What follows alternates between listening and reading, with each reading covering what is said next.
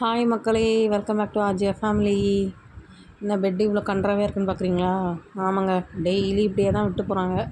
நம்ம தான் எல்லாத்தையும் செய்ய வேண்டியதாக இருக்குது. என்ன பண்ணுறது, நம்ம வீட்டில் வெட்டியாக தானே இருக்கோம்.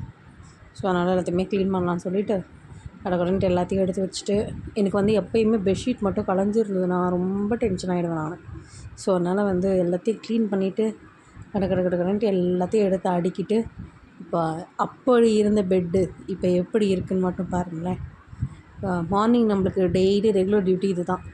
முதல்ல எழுந்ததும் கிச்சனுக்கு போயிட்டு எல்லா வேலையும் முடிச்சுட்டு அவங்க எல்லாம் ஸ்கூலுக்கு கிளப்பி அனுப்பிச்சதுக்கப்புறமா நம்ம பெட்ரூமை பார்த்தா இப்படி தான் இருக்கும். ஸோ க்ளீன் பண்ணிட்டா இப்படி இருக்கும். ஸோ எனக்கு எப்போவுமே நீட்டாக இருந்தால் பிடிக்கும். எனக்கு பெட்ஷீட் மட்டும் கலையவே கூடாது. நான் ரொம்ப பார்த்து இருப்பேன். ஸோ அதை முடிச்சுட்டு அப்படியே டைகர் பிஸ்கட் போட்டு இந்த டீ குடிக்கலாம் அப்படின்னு சொல்லிட்டு, அது ஆக்சுவலாக எங்கள் வீட்டுக்கார் நாய்க்காக வாங்கி வச்சுருந்தாரு.